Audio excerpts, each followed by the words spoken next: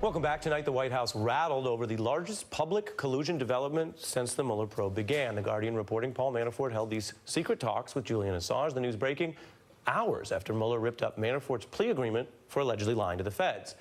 So, we talked a lot about why this seems important, but what are the specific potential criminal elements here? I want to bring in two former federal prosecutors, Mimi Rocah and Seth Waxman. Mimi, what in the WikiLeaks development suggests new criminal conduct potentially?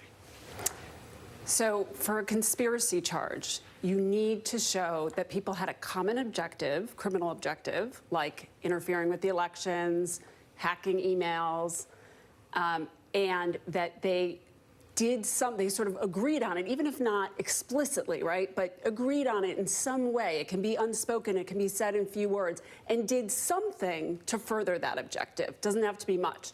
So if this reporting is true, then what we have is, you know, Manafort actually going to a meeting in furtherance of this objective. That would actually be a very big step. It doesn't need to be that explicit, it doesn't need to be that big, but that would be a big step that would show him in a conspiracy, if true. So he's already in a lot of trouble. People know that. What is big to you legally here is that this could be a Trump campaign collusion conspiracy based on this new information, if proven, in a way that we didn't have yesterday.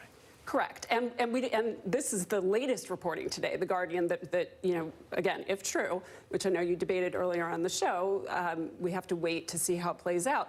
There was reporting earlier and has been in the past about the emails, obviously, between Stone and Corsi about getting information from Assange, you know, sort of finding out what he has, making sure it gets out there. If they advised him on the timing, like the timing that it should come in October, you know, when it should come out, things like that. I mean, those are all steps in furtherance of the conspiracy.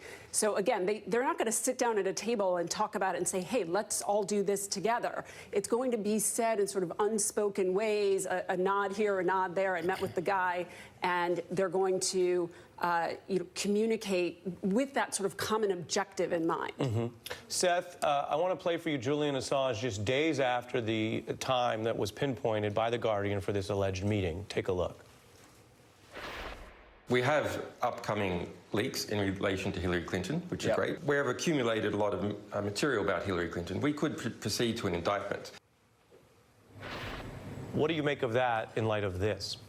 Yeah, I mean, incredibly significant. Just 3 days after the Trump Tower meeting, Julian Assange is going public saying he has this information. So if you assume that a illegal, corrupt deal was struck during the Trump Tower meeting, a promise for the Russians to give dirt on Hillary in exchange for a promise from Trump that he will reduce or eliminate sanctions on the Russians should he be elected, and then you figure that Trump doesn't want his fingerprints on such a corrupt deal, it only, you know, begs the question is, did they rely on Assange and WikiLeaks to get that information out using Manafort or Stone as kind of the intermediaries? So you have a quid pro quo, which could be the basis for serious federal charges, and getting the information out through Assange to complete the transaction. Finally, I want to ask you both, is it possible that these stories are linked? Do you view, based on the theory of the case, the idea that maybe one of the things that was material that Manafort misled Mueller about was this? First, Seth. Yeah, for me, you know, it's so hard to say. I mean, Manafort's been in countless debriefings with the government, whether it was this set of facts or some other set of facts that he was denying or not admitting to, that the government just didn't believe him. It's hard to say. You know, is it a coincidence that the information comes out on the same day? It could be. Clearly, what's most important, of course, is that the government is no longer sponsoring Manafort, and that is a huge loss for the government and, frankly, a huge win for the president. Mimi, your view on that? Yeah, I don't necessarily take that view. First of all, I think that there's no question that for them to rip up the agreement with Manafort, to say that he breached it, it had to be about something important, right? I mean, they went to all this trouble. They're not going to do it over some small lie about something immaterial. And it also is backed up by evidence, the fact that they know he's lying, because they have to be able to go to court and show that to a judge if need be. It's not a trial, but it's got to be evidence that's satisfactory to a judge. Correct. And remember, they said multiple lies. So I do think that the lies, I don't know that the timing of the story is breaking, but I think that we can surmise that Manafort's agreement was torn up because he was lying about something central to the Russian investigation. That could be his involvement, it could be other people's involvement, but something that he was just not willing to admit. Right.